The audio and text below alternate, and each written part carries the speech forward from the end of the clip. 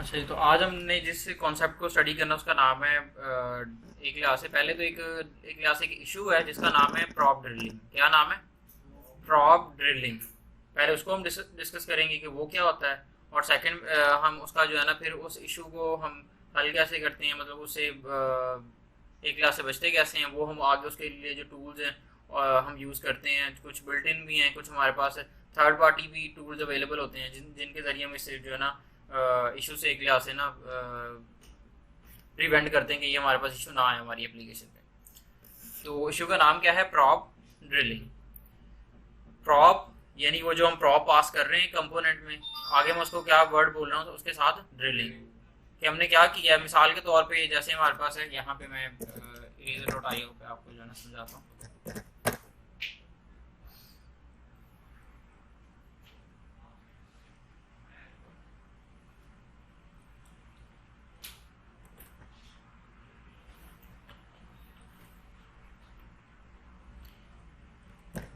जी, कुछ हो ऐसे रहा है कि ये हमारे पास है लास्ट हमारी फाइल जिससे हमें आउटपुट शो हो रही है, इसका नाम है index.html। हम रिएक्ट की एप्लीकेशन के ना फ्लो को पहले डिस्कस करने लगे हैं। रिएक्ट की एप्लीकेशन में मतलब हमारा जो है ना वो फ्लो किस तरह से काम कर रहा है, कौन सी फाइल आगे किस फाइल की तरफ जो है ना डेटा फॉरवर्ड कर रही है और कौन से आगे आउटपुट में डेटा को भेज रही है। यहाँ से यानी लास्ट हमारा जो index.html से तो हमारा कोड आगे किस में चले जाता है, ब्राउजर में चले जाता है और एग्जीक्यूट हो जाता है।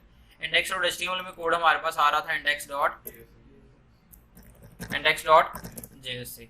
index.js में हमने एक इससे पहले भी एक कंपोनेंट हमने क्रिएट किया है, ठीक है, app.js के नाम से।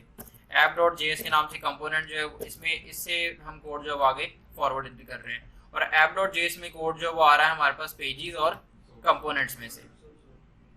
कुछ हमारे पास पेजेस हैं, क्या है जी? पेजेस कंपोनेंट नैपर और फुटर कहाँ से आ रहे हैं? वो कंपोनेंट्स में से आ रहे हैं। तो यहाँ पे मिसाल के तौर पे ये मेरे कुछ पेजेस हैं, क्या है पेजेस।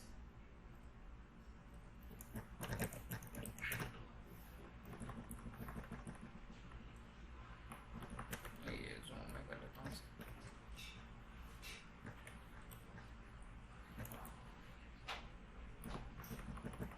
ये भी नजर आ रहा है।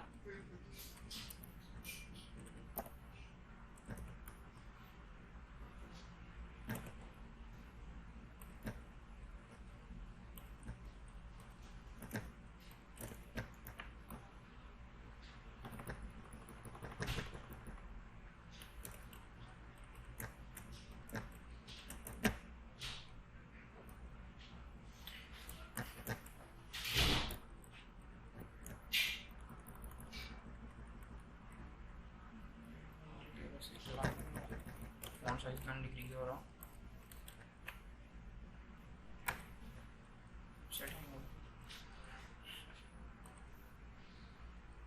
अच्छा जी, तो यहाँ पे देखें index.html से हमें आउटपुट नजर आ रही है और index.html से में कोड आ रहा है JS से, index.js से, और index.js में कोड हमारे पास पास हो रहा है app.js से। app.js में कोड हमारे पास हम पास करवा रहे हैं पेजेस में से, और हमारे पास इसी तरह पेजेस की तरह ही हमारे पास क्या है, हमारे पास कंपोनेंट्स हैं। और मोस्ट ऑफ द केसेस हम कंपोनेंट जो रीयूजेबल है उनको ही हम क्या कर रहे हैं, उनसे ही जो कंपोनेंट्स रीयूजेबल है उनसे ही कोड हम कहाँ पे पास करवा रहे हैं, यहाँ पे app.js में। जिन कंपोनेंट्स का कोड रीयूजेबल है उनसे हम कोड कहाँ पे पास करवा रहे हैं, app.js में। और जिनका कोड एक क्लास से रीयूजेबल नहीं है वो एक क्लास से कंपोनेंट्स में से ही कोड कहाँ पे पास हो रहा है, पेजेस में। यहाँ से समझ लेंगे कोड जो है वो यहाँ पे भी हमारा जो है वो पास हो रहा है।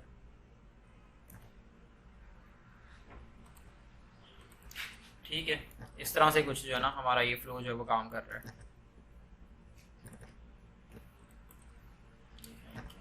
वेबसाइट जो है ना रिस्पॉन्स मेरे साथ। अच्छा चलें, नज़र आ रहा है सही? ठीक है, यहाँ पे देखें मिसाल के अब हमने ये समझा है कि हम कंपोनेंट से एक पेरेंट कंपोनेंट जो है वो जी कम है, पेरेंट कंपोनेंट से डेटा जो है वो कुछ चाइल्ड कंपोनेंट की पेरेंट कंपोनेंट से डेटा चाइल्ड कंपोनेंट में हम पास कर सकते हैं। इसके थ्रू इससे पहले जो हमने काम कर रहे हैं, मिसाल के तौर पे हमारे पास एक कंपोनेंट था जिसका नाम था ब्लॉग कार्ड, ठीक है। यहाँ पे हमारे पास एक पेज था ब्लॉग, ठीक है। ब्लॉग और ब्लॉग से हम डेटा कहाँ पे पास कर रहे थे, ब्लॉग कार्ड में, यानी पेरेंट, यहाँ पे पेरेंट एक लिहाज से पेज हो गया और जो ब्लॉग हो गया, और जो ब्लॉग का कार्ड है वो क्या हो गया, चाइल्ड हो गया। तो पेरेंट से डेटा जब हमें चाइल्ड में पास करना है तो हम किस तरह से पास कर रहे हैं, प्रॉप्स। कि यहाँ पे जहाँ पे पेरेंट में उस चाइल्ड कंपोनेंट को कॉल कर रहे हैं वहाँ पे एट्रीब्यूट्स तरह की कोई चीजें सेंड करते हैं जिन्हें हम प्रॉप्स कह रहे हैं, और वो यहाँ पे आके चाइल्ड कंपोनेंट में क्या हो जाती है, हमें रिसीव हो जाती हैं, और उनको हम रिसीव करके क्या कर लेते हैं, आगे यूटिलाइज कर लेते हैं। अब मिसाल के तौर पे मेरे पास डेटा पड़ा हुआ है, कुछ डेटा है, कुछ वेरिएबल्स हैं, मतलब कोई भी डेटा हो सकता है जो कि पड़ा हुआ है मेरे पास index.js में। कहाँ पे पड़ा हुआ है, और मुझे वो जाके पास करना है यहाँ पे मिसाल के तौर पे कंपोनेंट का नाम है कुछ भी, कंपोनेंट का नाम है कार्ड। क्या नाम है, कार्ड के नाम से एक कंपोनेंट है, और यहाँ पे मिसाल के तौर पे यहाँ पे ब्लॉक के नाम से कंपोनेंट है। यहाँ पे जो हमारा कार्ड वाला कंपोनेंट है वो कहाँ पे यूज हो रहा है, ब्लॉग वाले कंपोनेंट में, और ब्लॉग वाले पेज में। ब्लॉग वाला पेज आगे कहाँ पे पास हो रहा है, app.js में, और app.js आगे किधर जा रही है, index.js में। अब मेरे पास कुछ डेटा है जो कि कहाँ पे पड़ा हुआ है, index.js में, उसे मुझे भेजना है कहाँ पे, कार्ड में। डेटा किधर पड़ा हुआ है, index.js में, और भेजना किधर है, कार्ड में। किस तरह से भेजेंगे, अगर मिसाल के तौर पे ब्लॉग के पास होता तो मैं किस तरह से डायरेक्टली किधर भेज देता, कार्ड में। अब ब्लॉग के पास तो डेटा नहीं है, किसके पास है, इंडेक्स में। अब इंडेक्स का एक लिहाज से मैंने ये बताया कि डेटा कहाँ से कहाँ तक फिलहाल के लिए पास हो सकता है, पेरेंट टू चाइल्ड। तो यहाँ पे हमने डायरेक्टली index.js से कार्ड में तो आएगा नहीं, क्योंकि डायरेक्टली कोई इनका आपस में लिंक नहीं है। इनडायरेक्टली चाहे लिंक है, डायरेक्टली आपस में इनका कोई लिंक नहीं है। तो हम क्या कर रहे हैं, हम यहाँ से index.js से जो है ना डेटा पास कर सकते हैं app.js में। index.js से देखें, index.js में चाइल्ड कौन सा कॉल हो रहा होगा, app.js। तो हम index.js से डेटा कहाँ पे पास कर देंगे, app.js में, और app.js से वो डेटा आगे हम किस में पास कर देंगे, ब्लॉग वाले पेज में, और ब्लॉग वाला पेज आगे उस डेटा को कहाँ पे भेज देगा, कार्ड में। ये तो एक मैंने मतलब एक छोटी सी हायरार्की बताई जहाँ पे हमारे पास हमने एग्जांपल ली कि हमारे पास index.js से कार्ड तक डेटा पहुंचाने में सिर्फ और सिर्फ हमारे पास कितनी जो है वो कंपोनेंट्स इन्वॉल्व हो रहे हैं, 2। अगर इसी तरह से कार्ड भी आगे हमारा बहुत स्टाइलिश कार्ड हो, और उसमें भी हमने डिफरेंट उसको क्या किया हो, कंपोनेंट्स बनाए हो, और उस जो वो कार्ड के किसी कंपोनेंट में मुझे डेटा भेजना हो, मतलब ये कार्ड भी आगे कार्ड अच्छा है, कुछ स्टाइलिश है, या फिर कार्ड बड़ा है, या फिर कुछ इस तरह का कोई डॉक्यूमेंटेशन टाइप लगा लें, कुछ डेटा क्या है, कुछ डॉक्यूमेंटेशन है, डॉक्यूमेंटेशन में जैसे सब टॉपिक्स लगा लें, ठीक है। अब सारा का सारी सपोज मैंने डॉक्यूमेंटेशन फेच की हुई है index.js में, उसका जो वो मैंने सारी की सारी आगे डॉक्यूमेंटेशन index.js से पास कर दी app.js में। app.js से वो आ गई डिफरेंट डॉक्यूमेंटेशन, जो पूरी डॉक्यूमेंटेशन मैंने सारे के सारे पेजेस की फैच कर ली है। अब जिस डॉक्यूमेंट ब्लॉग की जो डॉक्यूमेंटेशन है वो मैंने भेज दी ब्लॉग वाले पेज में, जो इसकी ब्लॉग की डॉक्यूमेंटेशन है वो मैंने इस पेज में भेज दी। आगे उस डॉक्यूमेंटेशन की भी आगे सब टॉपिक्स हैं, जैसे एक मैंने टॉपिक लगा लिया, कार्ड एक टॉपिक है, ठीक है, वो कार्ड का जितना डेटा था कार्ड में पहुंच गया। अब आगे कार्ड के भी सब टॉपिक्स हैं, तो आगे फिर मैंने कार्ड के भी आगे क्या बनाए होंगे, सब चाइल्ड एक लिहाज से, इसके भी आगे मैंने आगे सब कंपोनेंट चाइल्ड्स बनाए होंगे। तो यहाँ से फिर मुझे कार्ड से डेटा किधर भेजूंगा, और आगे उनका कोई चाइल्ड होगा, तो फिर अगर वहां पे डेटा चाहिए, तो मतलब ये एक लिहाज से हम पूरे एक फ्लो में जो है ना चल रहे हैं कि पेरेंट टू चाइल्ड हायरार्की में चल रहे हैं। लेकिन अगर यहाँ से हमने डेटा पास करवा दिया, यहाँ से मैंने index.js से डेटा पास करवा के कार्ड तक भेज दिया, ठीक है, कहीं से यहाँ तक डेटा पहुंचा हुआ है, यहाँ से लिंक एक लिहाज से ब्रेक हो गया, मतलब डेटा हमने प्रॉप का नेम, जैसे आपने जो है वो प्रॉप का नेम गलत लिख दिया था, केस सेंसिटिव प्रॉप का नाम वैसे स्मॉल टाइटल के साथ, स्मॉल टी के साथ टाइटल लिखा हुआ था, और जहाँ पे ये कॉल कर रहे थे वहां पे कैपिटल टी के साथ। हालांकि पेरेंट से जो है वो प्रॉप पास हो रहा था, लेकिन चाइल्ड में आपने नेम गलत लिखा हुआ था, एरर एक क्लास से कोई नहीं आ रहा था, तो बस प्रॉप का नेम गलत था, तो वो डेटा नहीं एक्सेसिबल हो रहा था। तो इसी तरह से मैं कह रहा हूँ कोई आपने जो है ना मिस्टेक कर दी, यहाँ से डेटा यहाँ तक पहुंचाने में आपने किसी समझ लेंगे पॉइंट पे आगे कोई मिस्टेक कर दी, तो क्या होगा, डेटा आगे फॉरवर्ड नहीं होगा।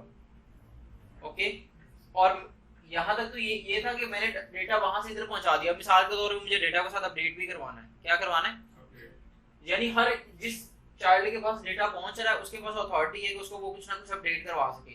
अब एक्चुअल में सोर्स कहाँ पे अवेलेबल है, अब index.js में अब जब वापस मेरे कोड को अपडेट करवाना होगा तो मैं यहाँ पे एक फंक्शन बनाऊंगा जिसको आगे पूरे पूरे कंपोनेंट्स में पास करता हुआ इस तक ले आऊंगा, जो कि फंक्शन डिफाइन कहाँ पे होगा index.js में, और उसको मैं कॉल जाके किधर करवा रहा हूँ भेज भी, उसको मैं मतलब पास करते हुए डेटा के साथ साथ उस फंक्शन को भी पास करूंगा और उसको मैं कार्ड में ले आऊंगा।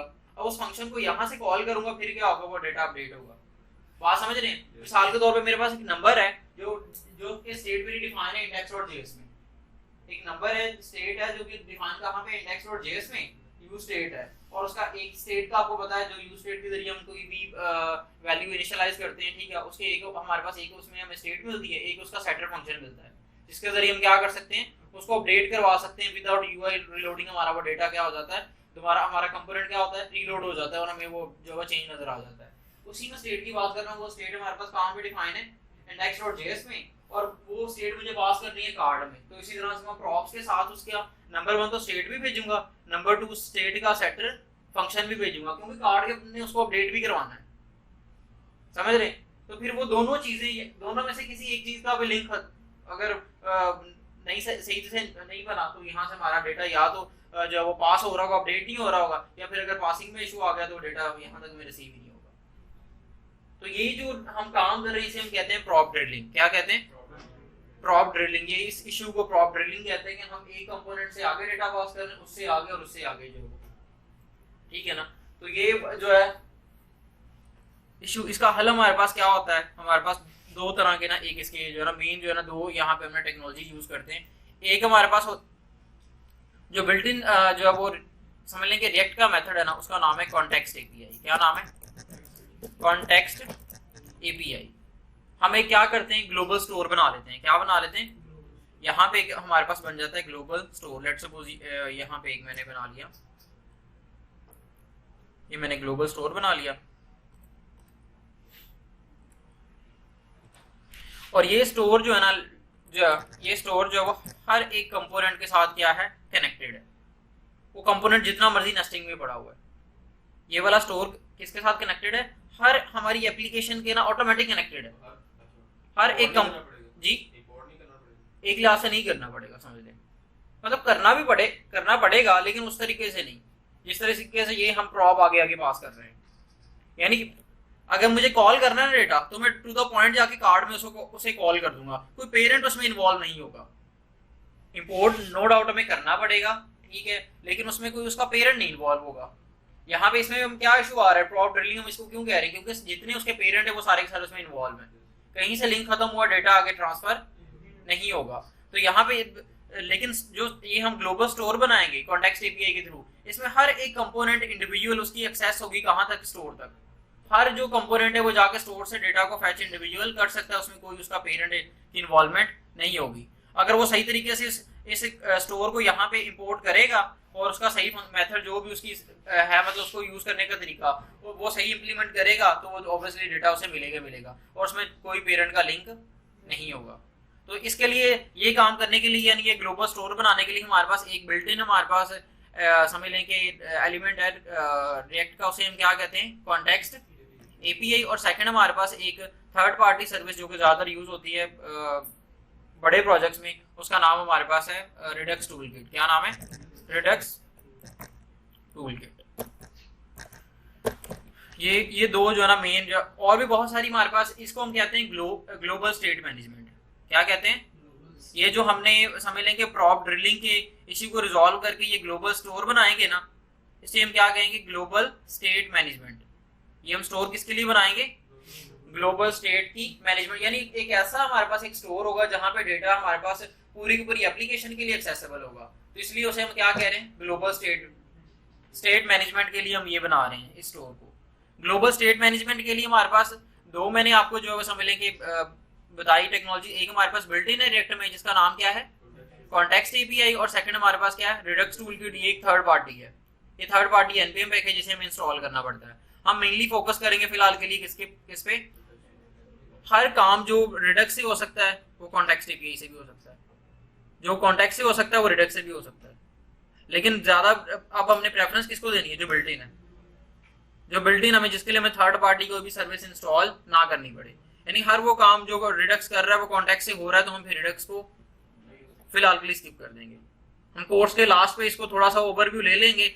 दोनों का तरीका काम करने का सेम ही है, ये दोनों ने करना क्या है, एक ग्लोबल स्टेट मैनेजमेंट है कि दोनों का गोल एक ही है, तो इम्प्लीमेंटेशन का तरीका भी क्या होगा, ऑलमोस्ट 50-60% सेम होगा, सिंटैक्स क्या होगा, डिफरेंट होगा।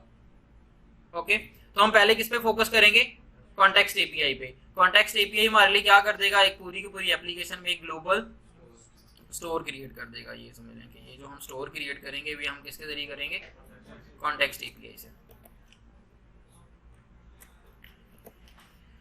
और हर एक कंपोनेंट उसकी इंडिविजुअल एक्सेस होगी, मतलब वो इसको जाके एक्सेस कर सकता है।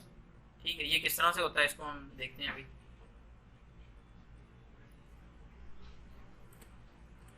ये एप्लीकेशन जो हमने प्रीवियस क्लास में क्रिएट की थी वो मैंने यहाँ पे स्टार्ट की हुई है, यहाँ पे इधर चल रही है। यहाँ पे हम सबसे पहले इम्प्लीमेंटेशन देखते हैं किसकी, कॉन्टेक्स्ट एपीआई की। कॉन्टेक्स्ट एपीआई को यूज किस तरह से करना है। अच्छा, अब कॉन्टेक्स्ट एपीआई को यूज करने से पहले एक छोटा सा और हमने एक जो है ना टॉपिक डिस्कस करना है। अभी के लिए ना थोड़ी देर के लिए कॉन्टेक्स्ट एपीआई को भूल जाए, क्योंकि वो कॉन्टेक्स्ट एपीआई में जो चीज़ मैं डिस्कस करने लगा वो यूज होनी है। ओके, तो पहले उसको डिस्कस कर लें ताकि जो वो कॉन्टेक्स्ट एपीआई और ज़्यादा समझना आसान हो जाए। ये मतलब ये जो हम पहले चीज़ डिस्कस करने लगे हैं ये ज़रूरी नहीं कि कॉन्टेक्स्ट में यूज हो, और भी बहुत सारी जगहों पे इंप्लीमेंट होगी। ठीक है, इसका नाम एक क्लास हम कहेंगे कि नेस्टेड कंपोनेंट्स। के एक कंपोनेंट के अंदर हम कुछ कंपोनेंट्स अगर नेस्ट कर दें, क्या कर दें, एक कंपोनेंट के अंदर अगर मैं किसी कंपोनेंट को कॉल कर दूं तो उसका जो बिहेवियर क्या होता है, ये थोड़ा सा डिस्कस करना है। तो सिंपल ही बस एक बार देख लें इसे।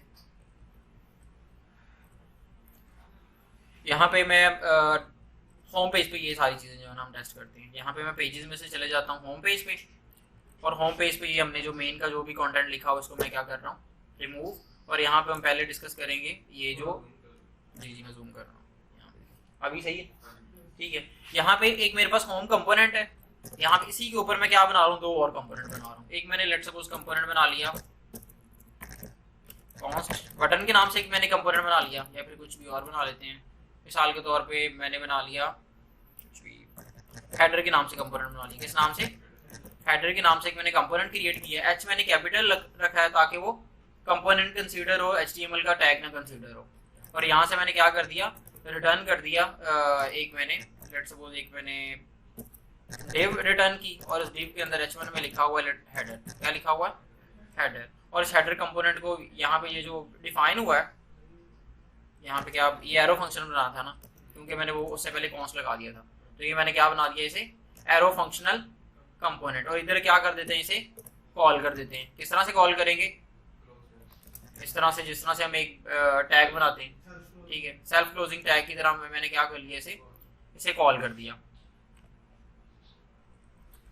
अच्छा, तो देखते हैं आउटपुट में। तो यहाँ पे देखिए हेडर आ गया, हेडर ये जो हमारा हेडर वाला कंपोनेंट था वो आ गया। यहाँ पे कुछ हल्की सी मैं एक दो टेलविन की लाइनें लिख दूँ ताकि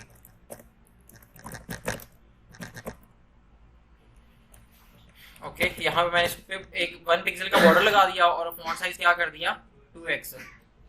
ठीक है, और फॉन्ट आइकन लेट्स सपोज मैंने सेमी बोल्ड कर दिया, ये इतना हमने काम किया, इस पे कर दिया। ये हमारा आ गया हेडर का कंपोनेंट। अच्छा, अब एक और मैंने कंपोनेंट इसी तरह से क्रिएट किया जिसका मैंने नाम रख लिया लेट्स सपोज नैव। क्या रख लिया, एक मैंने नैव के नाम से एक और कंपोनेंट क्रिएट कर लिया। किसके नाम से, नैव के नाम से। और इधर मैंने लिख दिया नैव बार।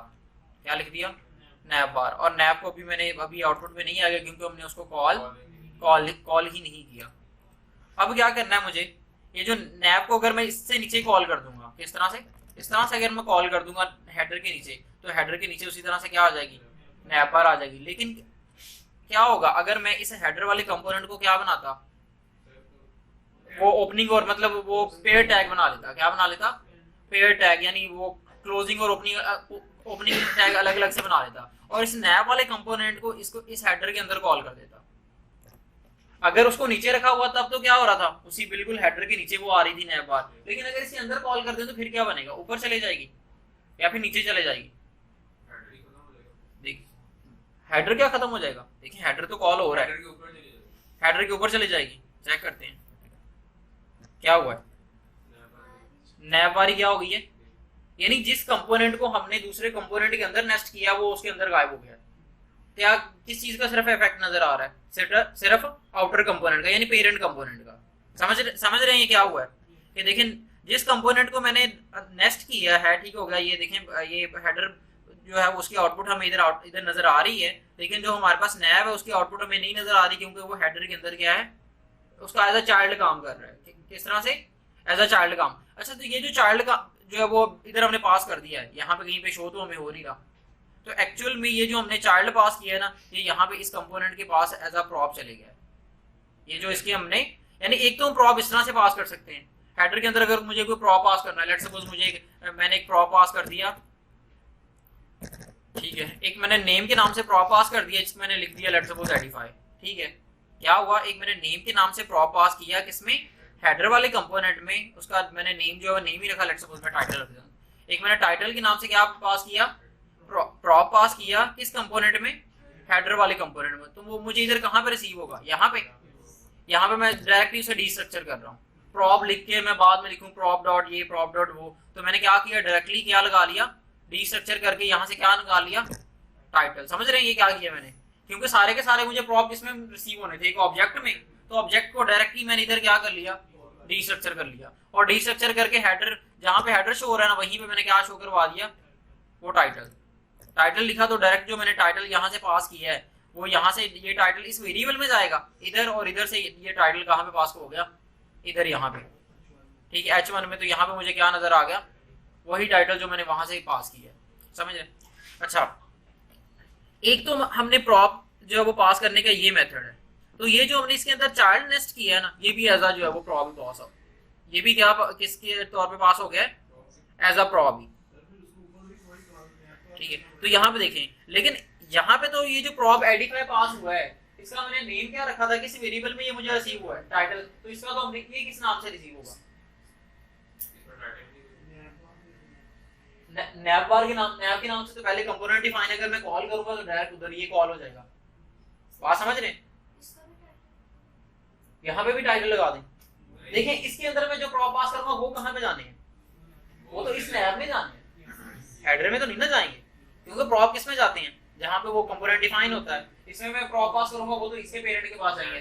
मैं ये कह रहा हूँ नैब किधर गई है, नैब जो हमारे पास हेडर की हेडर में एज अ प्रॉप पास हो गया, वो यहाँ पे ऑटोमेटिकली जो है ना चिल्ड्रन के नाम से क्या बनते हैं, इस नाम से, चिल्ड्रन के नाम से ऑटोमेटिक हमारे पास प्रॉप बन जाते हैं। जितने भी हम एक कंपोनेंट के अंदर कंपोनेंट्स को कॉल करते हैं, वो सारे के सारे एज अ चिल्ड्रन रिसीव हो जाते हैं पेरेंट में। कहाँ पे रिसीव हो जाते हैं? पेरेंट में। चिल्ड्रन के नाम से एक प्रॉप बन जाता है, उसमें ऑटोमेटिक वो हमें रिसीव हो जाते हैं। अब ये चिल्ड्रन को अगर मैं इधर कॉल कर दूं, किसको? चिल्ड्रन को इधर मैं इस H1 के नीचे किसको कॉल कर दिया, तो मुझे क्या नजर आना चाहिए, नैब बार। ये क्या नजर आना चाहिए, नैब बार, क्योंकि यहाँ से ये पास हो गया था इस हेडर में, और हेडर में यहाँ पे मुझे चिल्ड्रन वाले वेरिएबल में रिसीव हुआ। तो जब इसको मैं कॉल करूंगा तो ये नैब बार एक लिहाज से उठ के कहाँ पे आ जाएगी, इस H1 के नीचे। देखिए समझ आ गई? तो यानी ये हमने समझा कि अगर एक कंपोनेंट को किसी दूसरे कंपोनेंट से रैप कर दें, तो जो हमारे पास इनर कंपोनेंट होता है वो आउटर कंपोनेंट के अंदर एज अ चिल्ड्रन प्रॉप में रिसीव हो जाता है, और जब तक उसे हम कॉल ना करें वो हमें कहीं पे शो नहीं होता। क्लियर है? ये हमने बस इतनी चीज को डिस्कस करना था, ये हमने कर लिया। अभी के लिए मैं इन दोनों कंपोनेंट, ये जो हेडर और नैब मैंने बनाए, इन दोनों को मैं क्या कर रहा हूँ, यहाँ से कमेंट, और इधर भी जो मैं इनको कॉल किया वो मैंने कर दिया खत्म। और इसमें मैंने बस H1 में लिख दिया होम पेज जी। ठीक है, ये हमने डिस्कस कर लिया कि इस तरह से वो। अगर मैं क्या करूं, अब एक सेकंड एक मैं चीज समझते हैं हम। देखिए यहाँ से पेज हमारे कहाँ पे जा रहे हैं, app.js में। app.js वाला कंपोनेंट कहाँ पे जा रहा है, index.js में, और index.js में यहाँ पे ऐप वाला कंपोनेंट जो है वो कॉल हो रहा है। अगर मैं इस ऐप वाले कंपोनेंट, एक क्लास हमारी क्या है, पूरी पूरी एप्लीकेशन, अगर मैं ऐप वाले कंपोनेंट को किसी दूसरे कंपोनेंट के अंदर क्या कर दूं, रैप कर दूं, तो ये किधर चले जाएगा, उसी के अंदर जो मैंने कंपोनेंट बनाया। तो यहाँ पे एक मैं कंपोनेंट बना रहा हूँ, मैंने अपनी मर्जी से कंपोनेंट बना लिया, जिसका मैंने नाम रख लिया, लेट्स सपोज क्या रख लिया, क्या कंपोनेंट का जी, जिधर मर्जी बना सकते हैं, लेकिन फिलहाल के लिए एक स्पेशल टाइप का कंपोनेंट्स मैं इधर बना रहा हूँ, लेकिन फर्क नहीं पड़ता। इधर मैंने कंपोनेंट्स में लेट्स सपोज बना लिया, यार इधर बना दें दो, क्योंकि वो एक ना वो एक स्पेशल टाइप का है। ठीक कहीं पे भी बना सकते हैं, लेकिन थोड़ा सा सिंपल रखते हैं, बाद में उधर भी शिफ्ट कर देना, कोई मसला नहीं। यहाँ पे मैंने कंपोनेंट का नाम क्या रखा, कॉन्टेक्स्ट, ठीक है, डॉट, इसमें भी वही उसी तरह से react arrow functional component export, react native बन गया था, react arrow functional component export, ठीक है। तो ये हमारे पास क्या बन गया, कॉन्टेक्स्ट के नाम से कंपोनेंट बन गया। इसको मैं कहां पे जाके कॉल कर रहा हूं, उसमें इंडेक्स डॉट जेएस में, इधर मैं उसको कॉल कर रहा हूँ। इंडेक्स डॉट जेएस में मैंने कॉल कर दिया कॉन्टेक्स्ट, ठीक है। ये कॉन्टेक्स्ट इसी के इसके साथ ही जो पड़ा हुआ है कॉन्टेक्स्ट, वो क्या हो गया, इधर इंपोर्ट हो गया। अब मैं इधर इसको अगर ऐप से ऊपर कॉल कर दूं, कॉन्टेक्स्ट को मैंने किधर कॉल किया, ऐप से ऊपर, तो वो जो कॉन्टेक्स्ट है वो कहाँ पे आ जाएगा, सारी एप्लीकेशन के टॉप पे। ये नीचे हमारी सारी की सारी एप्लीकेशन आ रही है, यानी ये नैप बार, ये हमारा इनर कंटेंट और ये फुटर, ये सारी हमारी एप्लीकेशन होगी। और हमारे पास कॉन्टेक्स्ट किधर आ गया, टॉप पे। अब अगर मैं कॉन्टेक्स्ट इस ऐप वाले कंपोनेंट को, यानी पूरी की पूरी अपनी एप्लीकेशन जो हमें ऐप के अंदर रिसीव हुई, उसे मैंने कहाँ पे पास कर दिया, कॉन्टेक्स्ट में, तो एप्लीकेशन सारी क्या हो जाएगी, गायब, और वो कहाँ पे चली गई है, कॉन्टेक्स्ट में। अब कॉन्टेक्स्ट वाला कंपोनेंट कहाँ पे डिफाइन है, इसके साथ ही ये। अब इधर किस नाम से प्रॉब में रिसीव होगा, चिल्ड्रन के नाम से एक प्रॉब रिसीव होगा। अगर मैं बस सिर्फ रिसीव किया, कॉल नहीं किया, तो कुछ नजर आएगा, नहीं नजर आएगा। यहाँ पे जहाँ पे ये डिव है ना, इस डिव के अंदर ही मैंने डायरेक्टली किसको कॉल कर दिया, लेट्स सपोज चिल्ड्रन को, तो क्या होगा, सब कुछ वापस आ जाएगा।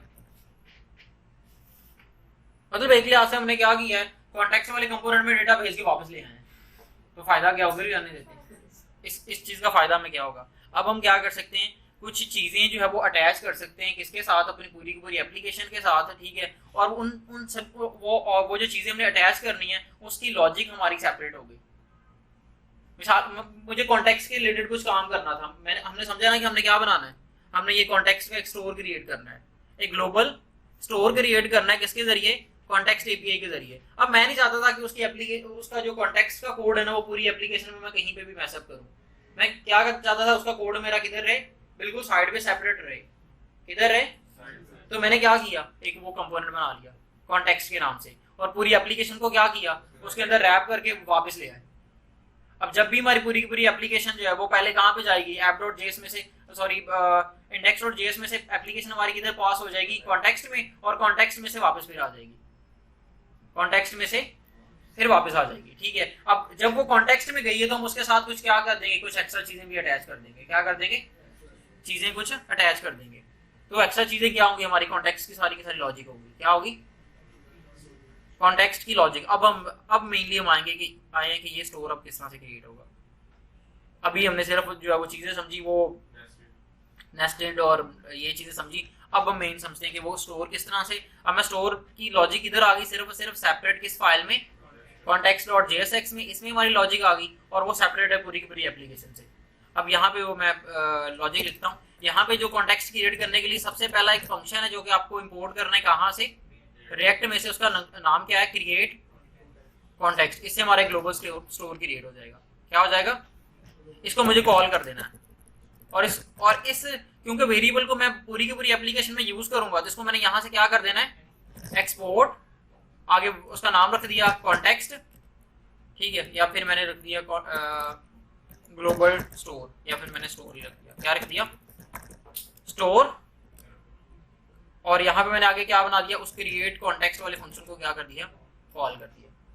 समझ रहे, यानी ये हमने क्या किया, क्रिएट कॉन्टेक्स्ट वाले फंक्शन को इधर कॉल किया, और इससे जो स्टोर क्रिएट हुआ वो हमने किस वेरिएबल में स्टोर किया, स्टोर में, और स्टोर को यहाँ से क्या कर दिया, एक्सपोर्ट कर दिया।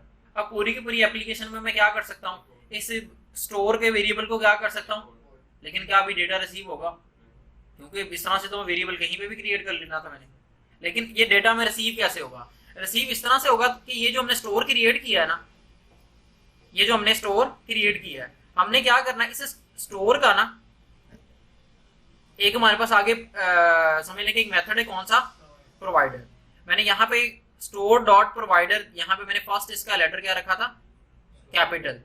एक मैंने कैपिटल क्योंकि इसने एज अ कंपोनेंट यहाँ पे कॉल होना था, एज अ कंपोनेंट यहाँ पे कॉल होना था, तो यहाँ पे मैंने इसका फर्स्ट लेटर क्या रखा था, कैपिटल। और यहाँ पे मैंने इस स्टोर का आगे हमारे पास चाइल्ड कौन सा है, प्रोवाइडर। हमने उधर स्टोर का जो प्रोवाइडर हमारे पास है ना एक क्लास से समझ लेंगे चाइल्ड, उसके अंदर हमने पूरी एप्लीकेशन को क्या कर दिया, रैप कर दिया। मैं इस तरह से भी कुछ कर सकता था कि प्रोवाइडर को अलग से निकाल के provider is equal to store dot provider, और बाद में इस प्रोवाइडर के अंदर क्या कर सकता था, इस प्रोवाइडर के अंदर जो है इस प्रोवाइडर को अलग से कॉल कर सकता था। लेकिन ये ऐसे कर दूं, ये सही है, ठीक है। हमने क्या किया, उस स्टोर का जो प्रोवाइडर चाइल्ड है उसको एक प्रोवाइडर वाले वेरिएबल में स्टोर करके उस प्रोवाइडर के अंदर अपनी पूरी एप्लीकेशन को क्या कर दिया है, रैप कर दिया है। इट मींस अब हमारी पूरी एप्लीकेशन पहले किसमें पास हो रही है, अब प्रोवाइडर क्या कर रहा है, जब इसमें पूरी एप्लीकेशन जा रही है तो क्या कर रहा है, कुछ ना कुछ इसमें ऐड ऑन करेगा ना। अच्छा, जब प्रोवाइडर में पहुंच गई है तो प्रोवाइडर आगे से शायद रिटर्न ही ना कर रहा हो। अगर ये रिटर्न ना कर रहा हो तो हमें आउटपुट में कोई चीज नजर नहीं आनी, लेकिन अगर ये रिटर्न कर रहा होगा तो आउटपुट में सब कुछ नजर आना चाहिए। अगर हम चेक करते हैं तो देखें सब कुछ नजर, इट मींस वो उसको अंदर रैप करके कंज्यूम करके बाद में उसको क्या कर रहा है, साथ उसको प्रोवाइड वापस रिटर्न भी कर रहा है चिल्ड्रन के जरिए। तो यहाँ पे हमारी पूरी की पूरी एप्लीकेशन प्रोवाइडर के अंदर पास होकर वापस आ गई है। यानी पहले हमने क्या किया, अपनी एप्लीकेशन को ऐप के नाम से हमारी एक क्लास समझ लेंगे, ये हमारी एप्लीकेशन थी। इस एप्लीकेशन को हमने किसमें भेजा, और वहां से कॉन्टेक्ट में से हमने क्या किया, आगे उसको भेज दिया किसमें, प्रोवाइडर में, और प्रोवाइडर ने वापस रिटर्न किया, और प्रोवाइडर से हमने जो प्रोवाइडेड एप्लीकेशन से एक क्लास उसको वहां से क्या कर दिया, रिटर्न कर दिया कॉन्टेक्ट ने, तो वो यहाँ पे हमें वापस आके रिसीव हो गई। ठीक है, अब कॉन्टेक्ट ने एक्स्ट्रा क्या किया है, जैसे हमने क्या कहा कि हमने कुछ एक्स्ट्रा लॉजिक लिखनी है कहाँ पे, कॉन्टेक्स्ट वाली फाइल में। यहाँ पे हम कुछ जो वेरिएबल जो हमने ग्लोबल स्टेट में चीजें बनानी होगी वो यहाँ पे मैं क्या कर लूंगा, यहाँ पे डिफाइन कर लूंगा। यहाँ पे अपना क्या कर लूंगा, मैं कुछ ग्लोबल जो भी डेटा है उसको क्या कर लूंगा, यहाँ पे डिफाइन कर लूंगा। ठीक है, इस तरह से हमारे पास जो प्रोवाइडर है इसने भी कुछ ना कुछ डेटा इसमें पास कर दिया होगा, समझ रहे हैं। तो कुछ ना कुछ डेटा इसने क्या किया होगा, यहाँ पे चिल्ड्रन में ऑटोमेटिक क्या कर दिया होगा, पास कर दिया। और जो डेटा पास किया गया से वो सारा का सारा यहाँ पे डेटा होगा जो हम यहाँ से इसमें भेजेंगे। अभी तक इसने कुछ नहीं भेजा, अभी तक इसने पूरी एप्लीकेशन के साथ कुछ भी चेंजेस नहीं किए। क्या करने, यहाँ पे जो हम डेटा इसमें भेज देंगे ना, इस प्रोवाइडर की हमारे पास एक वैल्यू का प्रॉप होता है। कौन सा प्रॉप होता है प्रोवाइडर का, एक वैल्यू का प्रॉप होता है। जो वैल्यू वाला प्रॉप हम प्रोवाइडर में पास करते हैं ना, वो वैल्यू वाला प्रॉप ये पूरी एप्लीकेशन में भेज देता है। पूरी की पूरी एप्लीकेशन में आप हमारा कंपोनेंट जितना मर्जी आगे एप्लीकेशन में नेस्टिंग में पड़ा हो, ये ऑटोमेटिक ये उस एप्लीकेशन वहां तक हमें रिसीव हो जाते हैं प्रॉप्स। इस नाम से प्रॉप यहाँ पे ये हमने भेजना है, वैल्यू के नाम से एक प्रॉप मैंने भेजना है। ठीक है, पहले ये जो कर्ली ब्रेसेस लगाई हैं ये किसके लिए, जावास्क्रिप्ट के लिए। इसके अंदर मैंने जो कर्ली ब्रैकेट्स लगा रहा हूँ ये किसके लिए, एक मैंने ऑब्जेक्ट भेजा, जैसे मैंने लिख दिया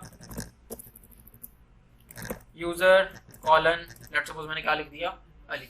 यहाँ पे एक मैंने यूजर जो है वो एक मैंने यूजर के नाम से जो की बना के उसमें क्या भेज दिया है, अली। अब ये जो यूजर, ये जो ऑब्जेक्ट है ना, ये जो ये समझ लेंगे ये येलो कर्ली ब्रेसेस, ये पूरी एप्लीकेशन में पहुंच गया। अब जहां पे मुझे रिसीव करना होगा मैं डायरेक्टली रिसीव कर सकता हूं विदाउट कॉलिंग इट्स पेरेंट। यानी जैसे हमारे पास ये जो एप्लीकेशन है, एप्लीकेशन में क्या थे हमारे पास, पेजेस है। क्या है, पेजेस है। पेजेस में एक हम पेज की एग्जांपल लें तो हमारे पास ब्लॉग का पेज है।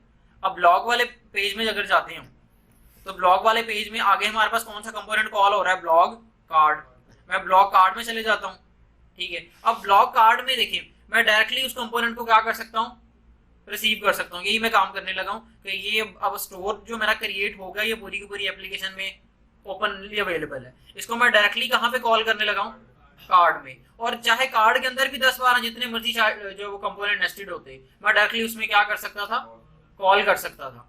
तो यहाँ पे ग्लोबल स्टेट, इसमें से डेटा हमने रिसीव कैसे करना है, यहाँ पे एक हुक है जिसके जरिए ये डेटा रिसीव होगा। क्या है, जिस तरह से यूज स्टेट के नाम से एक हुक थी ना, इसी तरह से एक हमारे पास यूज कॉन्टेक्स्ट के नाम से हुक है। किस नाम से, ये रिएक्ट, वो कहां से इंपोर्ट होगी हमारे पास, रिएक्ट में से। क्या नाम है उसका, यूज कॉन्टेक्स्ट। और हमने कौन सा कॉन्टेक्स्ट यूज करना है, जो हमारे पास इधर जो वो एक्सपोर्ट हो रहा है, उसका नाम हमने क्या रखा था। यानी पहले हम स्टोर को यहाँ पे क्या कर लेंगे, इंपोर्ट क्या कर लिया मैंने, स्टोर लिखा, उसने अपने आप ही कहा जी, वो उसने पाथ एनालाइज कर लिया तो उसने स्टोर हमारा ये इंपोर्ट हो गया। अब स्टोर में से डेटा निकालना है तो क्या करेंगे, यूज कॉन्टेक्स्ट के अंदर अपना स्टोर पास कर देंगे। यूज कॉन्टेक्स्ट के अंदर क्या पास कर देंगे, स्टोर किसके अंदर पास कर देना है, यूज कॉन्टेक्स्ट के अंदर। इसने वही डेटा में रिटर्न कर देना जो फील्ड वहां से पास हुई है, जो मैंने वैल्यू में भेजी है चीजें। वैल्यू के अंदर जो भी मैंने चीजें भेजी वो ऑटोमेटिक इसमें आ गई हैं, डेटा में आ गई हैं। अब चेक करते हैं कंसोल डॉट लॉग, डेटा को कंसोल करते हैं और इधर एप्लीकेशन को एक बार मैं क्या कर लेता हूँ रिफ्रेश, यहाँ पे चेक करते हैं, इंस्पेक्ट करके चेक करते हैं, उधर कंसोल चल नहीं रहा। अच्छा एक्चुअल में वो किस पेज पे है, ब्लॉक कार्ड पे है, तो हम तो ब्लॉक कार्ड वाले यूआई में है ही नहीं, तो पहले मैं ब्लॉक में जाऊंगा। अब देखें वो जितनी बार ब्लॉक का कार्ड कॉल हुआ है उतनी बार ही क्या हो गया है, क्योंकि ब्लॉक वाला कार्ड क्या हो रहा था, लूप में था, बार बार रीयूज हो रहा था, जितनी बार वो यूज हुआ उतनी बार ही क्या हुआ, वो यूजर एलिमेंट हो गया। समझ रहे हैं? यहाँ पे मैं इसको अब देखें, वो यही वैल्यू मैंने उधर से पास की थी, एक मैंने ऑब्जेक्ट ही पास किया था जिसके अंदर मैंने एक ही भेजी थी, कौन सी, यूजर अली। अब मैं जितना मर्जी यहाँ से डेटा भेज सकता हूँ। यहाँ पे मैं कुछ उसकी लेट्स सपोज उसका यूजर है, उसका लेट्स सपोज यहाँ पे मैंने फुल नेम भेज दिया अली, लेट्स सपोज रजा, उसके बाद मैंने एक और उसकी एज भेज दी 22। यहाँ पे जितना भी मैंने डेटा भेजा है ये सारा का सारा मुझे कहाँ पे रिसीव होने लग जाएगा, यहाँ पे देखिए वो सारा डेटा ही मिल गया, अली फुल नेम और 22 एज। हाँ जी क्लियर हुआ। अब इस डेटा को मैं क्या कर सकता हूँ, यहाँ पे यूटिलाइज कर सकता हूँ इसी कंपोनेंट में। डेटा यानी कि डेटा के नाम से हमारे पास ऑब्जेक्ट अवेलेबल है, इसको जहाँ पे मर्जी मैं यहाँ पे यूज कर लूँ। जैसे मुझे इस टाइटल से नीचे ऑथर शो करना था, क्या शो करना था, मैंने लिख दिया ऑथर, और ऑथर में मैंने लिख देता हूँ वही data dot full name, data dot full name वहां से मैं पास कर रहा हूँ ना, डेटा डॉट मैंने फुल नेम शो किया, तो यहाँ पे मेरी पूरी के जितने भी कार्ड्स हैं उनमें ऑथर क्या शो हो गया। हाँ जी समझ आई, यहाँ पे क्या शो हो गया, पूरी की पूरी एप्लीकेशन में। मिसाल के तौर पे मुझे नैप बार में भी इसी डेटा को यूज करना है, कहाँ पे यूज करना है, नैप बार में। मैं यहाँ पे नैप बार में गया, कंट्रोल पी किया और डायरेक्टली सर्च हो जाता है, बताया था, ठीक है इसको यूज किया करें फिर। अच्छा यहाँ पे नैप बार में क्या करना है, नैप बार में भी सेम डेटा चाहिए, तो क्या करेंगे, वेरिएबल, मैं directly variable data is equal to use context, automatic ऊपर इंपोर्ट हो जाएगा, और यहाँ पे क्या पास कर देना है, स्टोर, सॉरी क्या पास कर देना है, यहाँ पे स्टोर के लिए कोई सजेशन नहीं आ रही, तो मैं मैनुअल क्या कर लेता हूँ, यहाँ पे स्टोर को इंपोर्ट कर लेता हूँ, इंपोर्ट स्टोर फ्रॉम, यहाँ पे कौन से फोल्डर में ये पड़ा हुआ है, कॉन्टेक्स्ट में स्टोर हमने रखा था ना, डबल डॉट स्लैश कॉन्टेक्स्ट,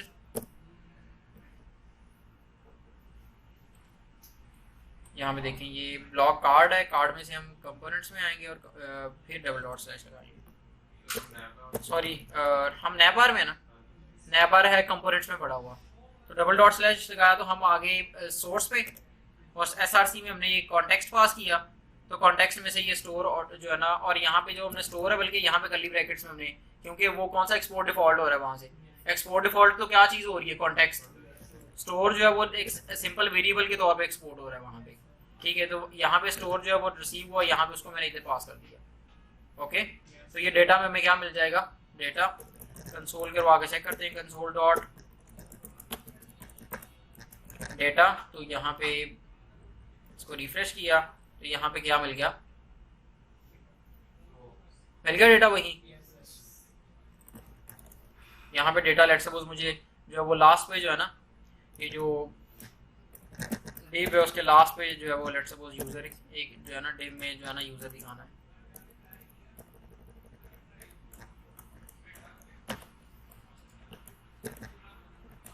ठीक है। डेटा डॉट क्या चीज, फुल नेम लेट सपोज, तो यहाँ पे देखिए, यहाँ पे भी हमें क्या शो हो गया, वही डेटा जो कि कहाँ पे पड़ा हुआ है, स्टोर में।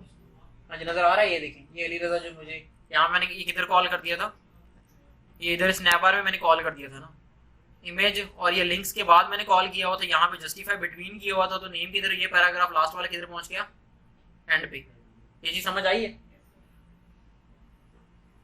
हाँ जी समझ आई है या नहीं आई, किधर, जी जी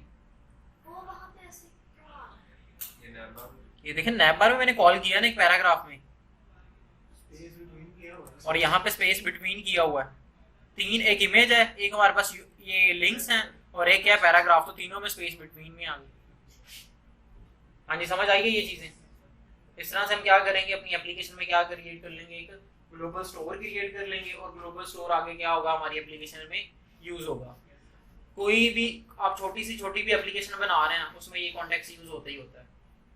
कहाँ पे, एक मैं एग्जांपल आपको देता हूँ, जैसा कि हमारे पास यूज होगा जब हम एक ई कॉमर्स एप्लीकेशन बना रहे हैं, तो अगर हमने कार्ट की स्टेट को हैंडल करना है ना, किसकी, कार्ट, जो हम ऐड टू कार्ट करते हैं, मैं किसी भी पेज पे चले जाऊँ, हर एक प्रोडक्ट, किसी भी कोई कैटेगरी लगा रहा हूँ, किसी भी जो कैटेगरी पे जा रहा हूँ, हर प्रोडक्ट के अंदर मेरे पास ऐड टू कार्ट का बटन अवेलेबल होता है, और उसको मैं ऐड टू, उस बटन पे क्लिक करूँ तो डेटा एक ही जगह पे जाता है, वो कार्ट वाली स्टेट के अंदर, एक लिहाज से किसके अंदर जाता है, कार्ड वाली स्टेट के अंदर जाता है। तो एक लिहाज से वो जो कार्ड होता है वो हमारे पास क्या होता है, ग्लोबल स्टोर होता है, जिसके अंदर डेटा कहां से पास कर रहे होते हैं, अपने कंपोनेंट्स में से।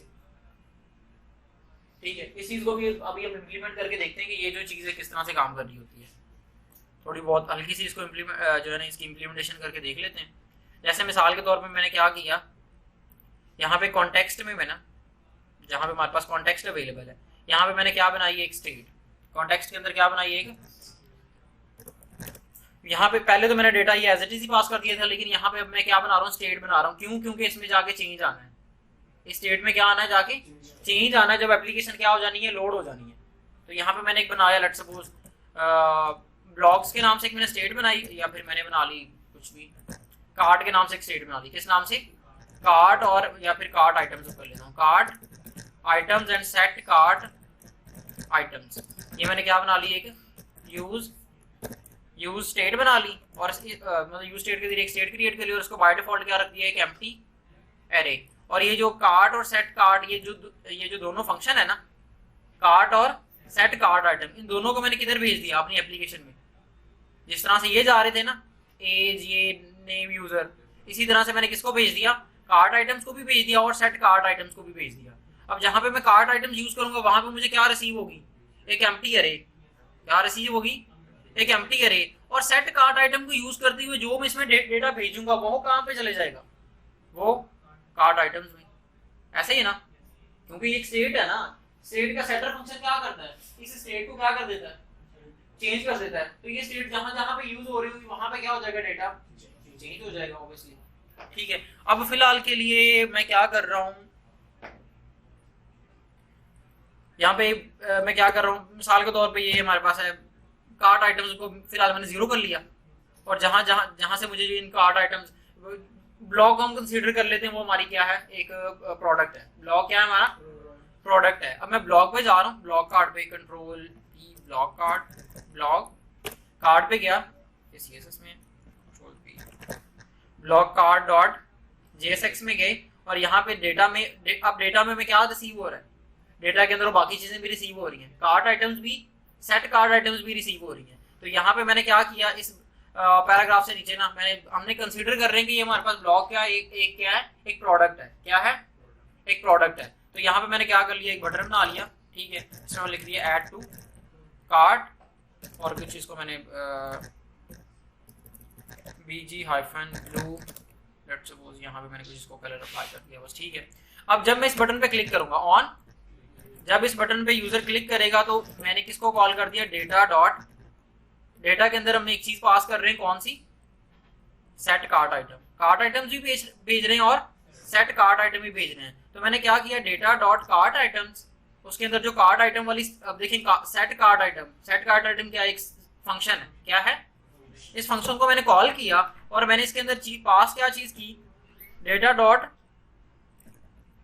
मैंने कहा गया जी करंट जो उसके डेटा के अंदर कार्ट आइटम्स पड़ी हुई है ना, करंट उसके अंदर जो करंट कार्ट आइटम्स की वैल्यू पड़ी हुई है अभी के लिए क्या है, 0, उसमें क्या हो जाए, +1 हो जाए। क्या हो जाए, जो करंट स्टेट पड़ी उसमें क्या हो जाए, +1 हो जाए। और ये जो आइटम्स है ना, इसको मैं यहाँ पे क्या कर देता हूँ, यहाँ पे नैब बार में मैं शो करवा देता हूँ, वो जो है ना कार्ट आइटम्स की वैल्यू, वो यहाँ पे मैं क्या कर लेता हूँ, यहाँ पे शो करवा लेता हूँ। यहाँ पे पैराग्राफ में मैंने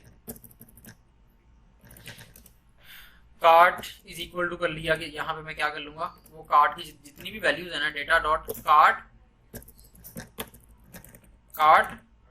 आइटम, जितनी मैं ऐड टू कार्ट करूंगा, वो वहां पे नैब बार में मुझे क्या हो जाएंगी, शो हो जाएंगी। इसको चेक करते हैं क्या ये चल रहा है। यहाँ पे अभी के लिए स्टेट क्या है, 0, यहाँ से मैंने क्या किया ऐड टू कार्ट, तो क्या हुआ, तो वैसे हमने पूरे कार्ड के ऊपर क्या लगाया हुआ है लिंक, तो वो क्लिक करने से क्या हो रहा है, वो आगे जो है ना नेविगेट करी जा रहा है। फिलहाल के लिए मैं लिंक को क्या कर रहा हूँ, इधर है कार्ड, यहाँ पे ये लिंक को मैं क्या कर रहा हूँ फिलहाल के लिए, यहाँ पे मैंने पास कर दिया लेट्स सपोज, या फिर मैंने लिंक को फिलहाल खत्म कर दिया, क्या बना दी, डिव बना दी थोड़ी देर के लिए।